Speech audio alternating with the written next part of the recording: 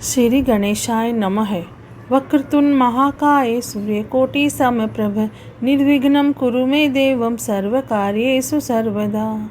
अब हम गणेश जी का नाम लेकर शिव पुराण प्रारंभ करते हैं। ओम नमः शिवाय, ओम नमः शिवाय, ओम नमः शिवाय। भोले बाबा को, शंकर भगवान को कोटि कोटि प्रणाम। शिव पुराण में श्री रुद्र संहिता के तृतीय खंड में दूसरा अध्याय प्रारंभ करते हैं। पूर्व कथा। नारद जी बोले, हे पितामह, अब आप मैना की उत्पत्ति के बारे में बताइए, साथ ही कन्याओं को दिए शाप के बारे में मुझे बताकर मेरी शंका का समाधान कीजिए।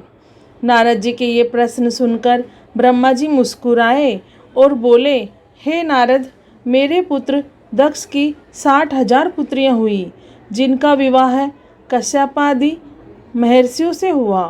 उनमें स्वधा नाम वाली कन्या का विवाह पितरों के साथ हुआ था। उनकी 3 पुत्रियां हुई, वे भी बड़ी सौभाग्यशाली और साक्षात धर्म की मूर्ति थी। उनमें पहली का नाम मैना, दूसरी का धन्या और तीसरी का कलावती था।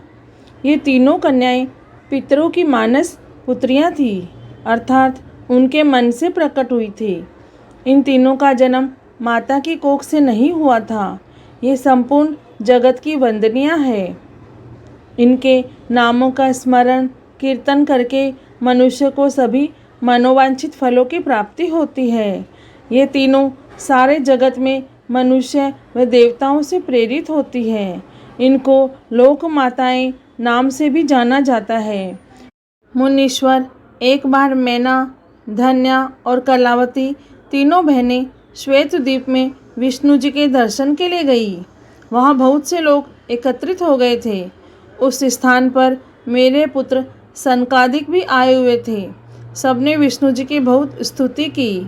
सभी सनकादिक को देखकर उनके स्वागत के लिए खड़े हो गए, परंतु ये तीनों बहनें उनके स्वागत के लिए खड़ी नहीं हुई। उन्हें शिवजी की माया ने मोहित कर दिया था। तब इन बहनों के इस बुरे व्यवहार से वे क्रोधित हो गए और उन्होंने इन बहनों को शाप दे दिया। सनकादिक मुनि बोले, तुम तीनों बहनों ने अभिमानवश खड़े होकर मेरा अभिवादन नहीं किया, इसलिए तुम सदैव स्वर्ग से दूर हो जाओगी और मनुष्य के रूप में पृथ्वी पर रहोगी। तुम तीनों मनुष्यों की ही स्त्रियां बनोगी। तीनों साध्वी बहनों ने चकित होकर ऋषि का वचन सुना। तब अपनी भूल स्वीकार करके वे तीनों सिर झुकाकर सनकादि मुनि के चरणों में गिर पड़ी और उनकी अनेकों प्रकार से स्तुति करने लगी। उन्होंने अनेकों प्रकार से क्षमा याचना की। तीनों कन्याएं मुनिवर को प्रसन्न करने हेतु उनकी प्रार्थना करने लगी। वे बोली कि हम मूर्ख हैं जो हमने आपको प्रणाम नहीं किया। अब हम पर कृपा कर हमें स्वर्ग को पुनः प्राप्त करने का कोई उपाय बताएं। तब सनकादिक मुनि बोले, हे पितरों की कन्याओं, हिमालय पर्वत हिम का आधार है। तुम में सबसे बड़ी मैना हिमालय की पत्नी होगी और इसकी कन्या का नाम पार्वती होगा। दूसरी कन्या धन्या राजा जनक की पत्नी होगी।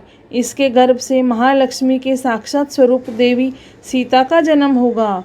इसी प्रकार तीसरी पुत्री कलावती राजा वृषभानु को पति के रूप में प्राप्त करेगी और राधा की माता होने का गौरव प्राप्त करेगी। तत्पश्चात मैना व हिमालय अपनी पुत्री पार्वती के वरदान से कैलाश पद को प्राप्त करेंगे। धन्या और उनके पति राजा शीरध्वज जनक देवी सीता के पुण्य स्वरूप के कारण वैकुंठ धाम को प्राप्त करेंगे। वृषभानु और कलावती अपनी पुत्री राधा के साथ गोलोक में जाएंगे। पुण्य कर्म करने वालों को निश्चय ही सुख की प्राप्ति होती है, इसीलिए सदैव सत्य के मार्ग पर आगे बढ़ना चाहिए। तुम पितरों की कन्या होने के कारण स्वर्ग भोगने के योग्य हो, परंतु मेरा शाप भी अवश्य फलीभूत होगा। परंतु जब तुमने मुझसे क्षमा मांगी है तो मैं तुम्हारे शाप के असर को कुछ कम अवश्य कर दूंगा। धरती पर अवतीर्ण होने के पश्चात तुम साधारण मनुष्य के भांति ही रहोगी, परंतु विवाह के पश्चात जब तुम्हें संतान की प्राप्ति हो जाएगी और तुम्हारी कन्याओं को योग्य वर मिल जाएंगे और उनका विवाह हो जाएगा, अर्थात तुम अपनी जिम्मेदारियों को पूर्ण कर लोगी, तब भगवान श्री हरि विष्णु के दर्शनों से तुम्हारा कल्याण हो जाएगा।